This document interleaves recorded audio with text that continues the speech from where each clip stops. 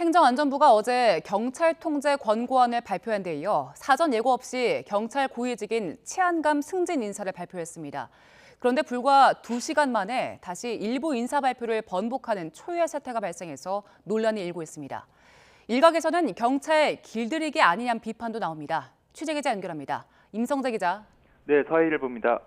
네, 먼저 인사 발표 당시의 상황부터 설명해 주시죠. 네, 최초 치안감 인사가 발표된 건 어제 오후 7시 14분입니다. 통상 경찰 인사 전엔 충분한 시간을 두고 사전 예고가 이루어지는데 이번엔 불과 하루 전 그것도 오후 늦게 공지하면서 혼란스러운 상황이 이어졌습니다.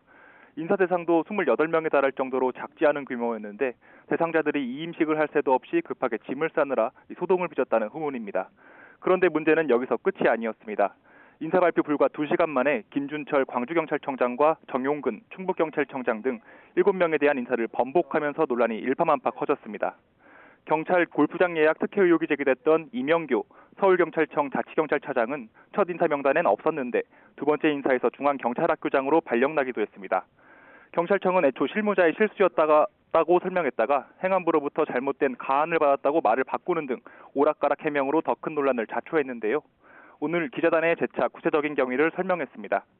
경찰청에서 행안부로 파견된 치안정책관이 협의 중이던 인사안을 메일로 보냈는데 경찰청에선 이를 최종안으로 알고 발표하면서 이번 사태가 발생했다는 겁니다. 특히 경찰청이 처음 발표한 인사안은 대통령 결재도 받지 않았던 것으로 확인됐는데요.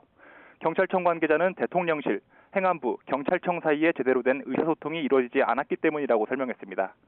경찰은 이후 행안부에서 최종 인사안을 받은 뒤 곧바로 확인 과정과 경찰청장 보고 등을 거쳐 수정 공지했다고 해명했는데요. 잘못된 인사안 발표 뒤 2시간 동안이나 정정 조치가 없었다는 점에 대해 비판이 이어지고 있습니다.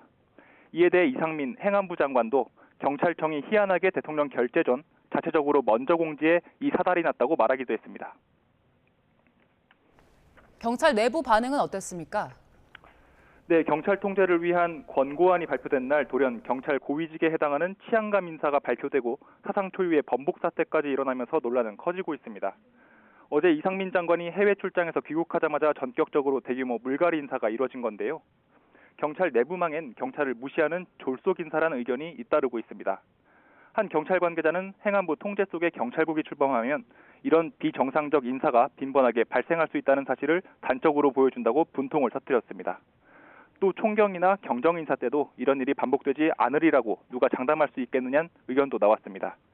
일각에선 행안부의 경찰 통제 움직임에 오락가락 고위직 인사까지 현 정부가 경찰 길들이기에 나선 것 아니냐는 지적이 나옵니다. 지금까지 사회부에서 전해드렸습니다.